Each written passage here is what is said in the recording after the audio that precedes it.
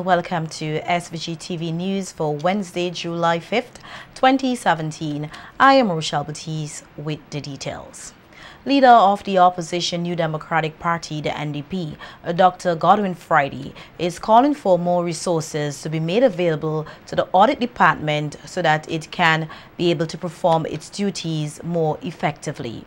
At a media conference earlier today, Dr. Friday said that he and former leader of the NDP, Arnim Eustace, held a meeting with the director, Cordelia Seeley, and her deputy, Joan Brown, on June 30th, 2017. Dr. Friday said that as chairperson of the Public Accounts Committee, he inquired why the most recent audit report was up to 2010 and why there were no reports from the audit department from 2011 to 2016. So recent reports prepared by the Director of Audit and laid in Parliament were for the years 2009 and 2010. No reports for the years 2011, 2012, 2013, 2014, 2015, and 2016 have been prepared and presented to Parliament. The Director cited scarcity of resources, including lack of enough trained personnel to do the job constitutionally required of the Director of Audit and the Audit Office.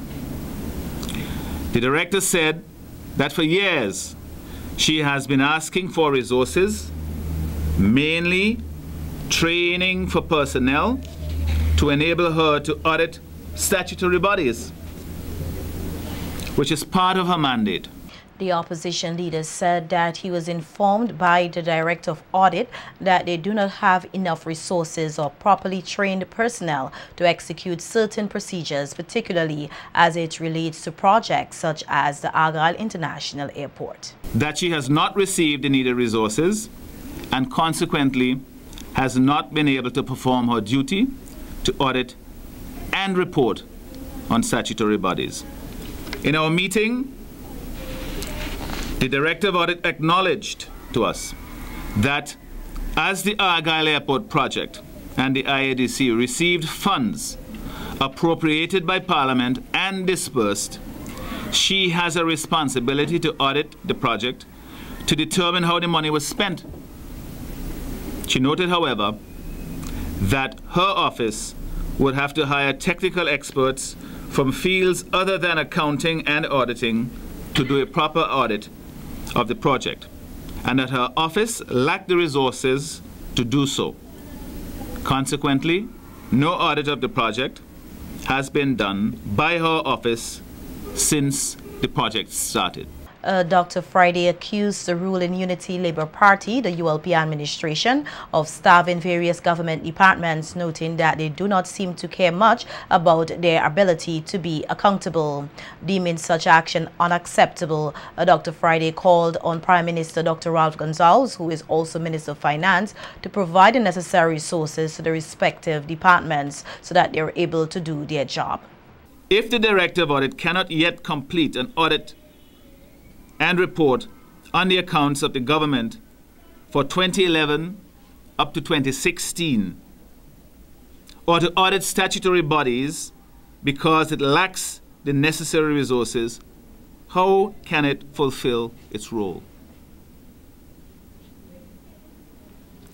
Starving the Director of Audit of trained personnel and other resources undermines governmental accountability.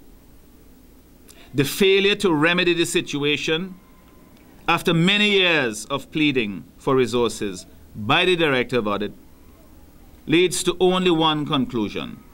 That is, the government does not care about accountability. This leads inescapably to the question, are they hiding something? And if so, what are they hiding? And the opposition leader is also calling for a stable and thriving banking sector in the country. This declaration comes after Prime Minister Dr. Ralph Gonsalves announced on Monday that the government will repurchase 31% of the shares of the Bank of St. Vincent and the Grenadines, formerly the National Commercial Bank, after it sold its majority shares of 51% 7 years ago to the Eastern Caribbean Financial Holdings Limited. Dr. Friday, who was speaking at a news conference today, queried where the monies to repurchase the shares will come from. We were told several years ago that the sale of 51% stake in the bank to Eastern Caribbean Financial Holdings Limited would strengthen the National Bank. Today we are told that repurchasing the shares, or 31% of the shares in the bank, would also achieve that objective. We naturally hope that this will materialize in the quickest time to the benefit of the shareholders, depositors, and other users of the service or the services of the bank. As for the government, we wish to know how it intends to finance the purchase of the shares. This, I believe, is an important aspect of the undertaking that is not yet clear to us. Former leader of the NDP, Arnim Eustace, who was also at the head table, outlined in detail certain recent sale decisions of indigenous banks and highlighted the importance of governments to enter into arrangements that will strengthen financial institutions. So these shares have been bought back today, are to be sold again, or a portion of them, a significant portion, to use the words. And this is where we are. This is a stepping stone, and to go back to the whole area of amalgamation later on. And all that has been done in consultation with the central bank. I want the public to understand. Everybody says, oh, we get back the bank. We don't get back no bank. We enter into an arrangement where later on some other significant partner will buy shares in what we know as our bank, with a view to strengthening our bank operations, not only in terms of money, but in terms of their ability to manage whatever it is, financial institutions like banks. Eustace, who is an economist, questioned where the monies will come from to repurchase 31% of the shares of BOSVG, amounting to just over $32 million. Eustace strongly advised the government not to use finances from the National Insurance Service, the NIS, which is this country's social security institution. I hope that the NIS is not the funding source for this $32 million that we now have to pay back for the shares. I don't know what the funding source is, and it's important that we know the funding source. The government doesn't have a lot of money lying around somewhere to suddenly undertake a purchase of this type. And it's an immediate purchase. This is $32 million. And I express the hope that it's not the National Insurance Services that's going to make that payment. I want to know where the payment is coming from, the source of the payment. In other news, local soca artist Rayon Madzat Primus is following through on his partnership with the National HIV/AIDS Secretariat. Earlier today, Primus handed over thousands of condoms to the Secretariat as part of his personal drive, the Madzat hands-on initiative through his partnership with distributors One Condom. Primus told SVG-TV News that it has long been an interest of his to be a part of something positively impactful to the Vincentian society, and that the opportunity to collaborate with the Ministry of Health and the HIV/AIDS Secretariat as brand ambassador is a timely venture. Before I came back from my tour, I told my manager that, you know, for Carnival 2017, I was interested in doing this project to assist, you know, the ministry with promoting good sexual health and behavior. And as soon as I came, you know, I met with Azania, like, you know, months ago, putting this thing together. While my manager worked tirelessly hard to get, you know, this endorsement from One Condoms. I want to say special thanks to One Condoms. And we worked with this company mainly because the product, the packaging for these condoms are very hip and exciting. So we have, like, you know, different varieties that it produce. We have like this one called Vanish, which is supposed to be like extra thin, you know, supposed to feel as nothing. There's special creative and interesting packaging. So they sent to Madzat a few thousand condoms for me to donate to this project here, and the donation continues even as I do my tours in the US. Meantime, Director of the National HIV/AIDS Secretariat, Ferocious Roach, expressed gratitude to the performing artist, stating his partnership is invaluable. Assistant to the Director of the National HIV/AIDS Secretariat, Azonia Van Loo, said they will be in attendance at several of the carnival activities this weekend, distributing condoms as a way of promoting safe sex. Carnival is basically culminating this weekend, and everything is going to get a lot more heated. So we're going to be at different shows and events, so we all, as always, encourage people to look out for us. And even if you don't see us at shows and events, we always here at the National AIDS Secretariat ready and willing to assist you in whatever ways, whether it's condom distributions, if you need education. Testing is also important, knowing your status before Carnival, it's really important. So we just want to encourage persons to look out for us and to catch the vibe and not the virus for Carnival 2017. We're going to be on the road as always Monday and Tuesday, so please look out for us on those days as well. We'll be doing our condom distributions, and, you know, we'll just be working along with the general public, making sure everybody is safe and that everybody enjoys Carnival in a very, very safe and positive way. Queen's Counsel Panel Campbell is raving over the latest book written by retired Sergeant Dr. Cecil Cyrus. On his Law and Youth television program on SVG-TV on Monday night, Campbell, who is a member of the Committee of Friends of Dr. Cecil Cyrus, described the book titled A Harvest Richer Than Gold as a riveting page-turner.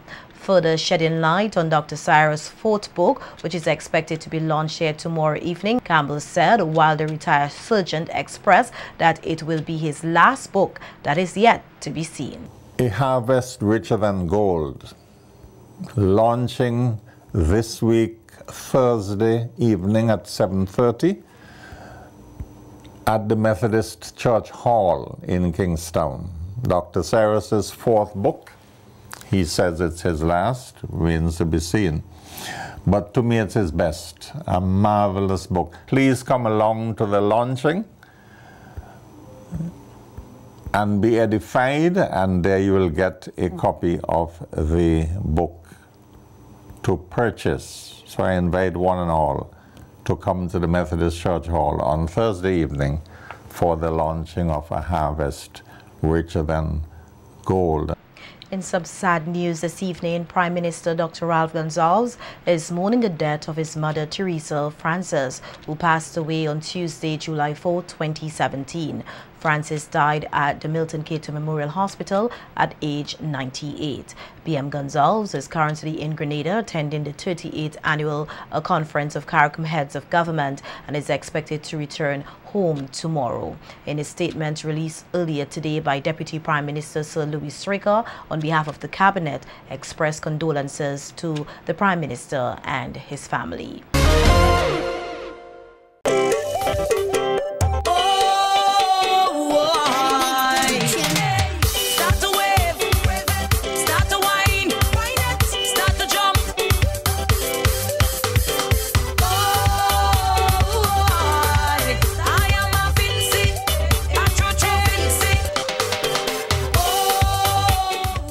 Christian Little Chris Christopher Christiana singing Christy Christopher and Mariah Young Sire Robertson were crowned winners in this year's Junior Calypso and Soca competitions held on Tuesday, July 4th at Carnival City, Victoria Park. SVG-TV's Bavin Oliver was there and tells us more in this report. The brother-sister duo of Christian and Christiana Christopher, as well as Mariah Robertson, were crowned winners in their respective categories on Tuesday evening, July the 4th, 2017 at Carnival City, Victoria Park. In the primary school junior calypso category, Christian Little Chris Christopher retained his crown with the song celebrating 40 years.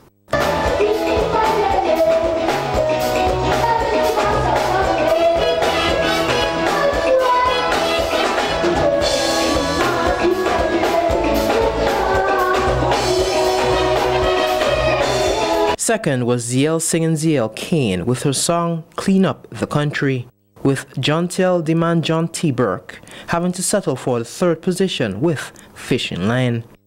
In the secondary school's calypso category, Christiana singing Christy Christopher captured the crown with her song Fragmentation.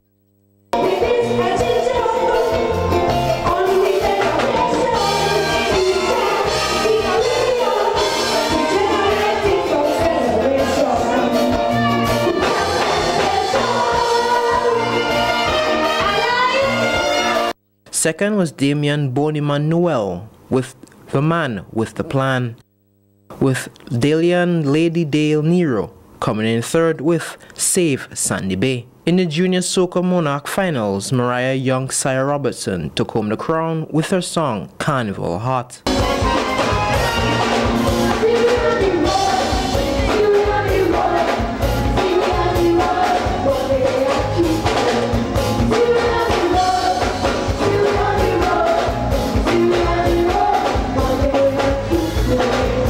Second was Christiana singing Christy Christopher with Superhero, and third was Delisha Soca D. Bracken with Gimme Soca. I am Bavin Oliver for Carnival Beat. And our news team caught up with the winners in the Junior Calypso and Soca competition, who shed some light on the preparation they would have put in for the competition. My name is Christian Christopher, and I think my performance was good. What preparation you would have made for this competition? My preparation was due to my father, mother, and all people support. My song name is Siri on the Road. My stage name is Young Sire. I feel excited. I didn't expect to win the Junior Soca because I was host over the weekend, and when I came up on the stage, I did my best. Anything is possible. Just put your mind to it and have that kind of confidence. What was the preparation you would have put in for this song? Well, a lot of work. In terms of your future, do you see yourself coming out more, take part in more competitions? Yes, please, but more in the soca. Okay. In terms of the negative criticism, are you going to let this hold you back, or are you going to plow forward? Pull forward. Director of the Caribbean Junior Soca Monarch competition, Chad Blackman, said the time is now for an injection of new energy in order to take the Calypso art form forward. At an impromptu media conference at the CDC office at the Victoria Park last evening, Blackman congratulated and welcomed newly crowned Calypso Monarch in the secondary category, Christiana singing Christy Christopher, to the list of artists who will be participating in the regional competition, which will take place in Barbados. While explaining the role which Christopher will be expected to perform as a representative of St. Vincent and the Grenadines, Blackman stated that such a competition was necessary to enable the youth to take their skills and the art form forward. The role of how do I advocate youth issues? How do I speak to my peers when I return to my country? So for example, your winner here, even after the show, for 1 year, she will be a UNICEF Youth Ambassador in St. Vincent. So it's not just about the show on August 20th. Second of all, we believe that over the next couple of years, the next generation or so, these winners will go on to be the next level of Calypso monarchs in St. Vincent and the Grenadines, for example, Soca monarchs. So you never know who will be the next Skinny Fabulous, who will take it to the next level, the next Rihanna, You understand? So that's really what we're trying to do. It's not just about calypso, but we're actually developing the art form and developing the young people across the entire region to take culture to the next level. Because culture must not be seen as a hobby. It's actually a business. And we believe that the young people have the ability to take cultural art forms to the next level to really drive the socio-economic development of the entire region. So we're particularly pleased to be here today. Also speaking at the news conference was Chairman of the Carnival Development Corporation, Ricardo Ricky Adams, who stated that the corporation is delighted to partner with various stakeholders on a competition which will benefit not only the youth, but aid in the continuation and evolution of the cultural art form. We at the Carnival Development Corporation are very happy to be partnering with UNICEF in putting on this competition, because we recognize that the future of our calypso art form lies in the hands of our youth. And so therefore a competition like this that gives them something to which to look forward is very important, and hopefully it will continue to drive the development of calypso with the youth and nationally in St. Vincent and the Grenadines, and particularly on our 40th anniversary of the movement of Vincimas from a pre-Lenten to a June-July festival. We think that it is an awesome opportunity for us to be able to partner again with UNICEF and with the folks from the Barbados and support our national junior calypso monarch in participating in this event. Another representative of the regional competition, Sarah Blundred, said the competition is not just a fantastic opportunity for the youth, but a positive step towards Caribbean unity. I'm very proud to be part of this organization. The Caribbean Junior Monarch will be hopefully the third thing that will unite the West Indies, not all of the West Indies, but those that have a Junior Monarch competition.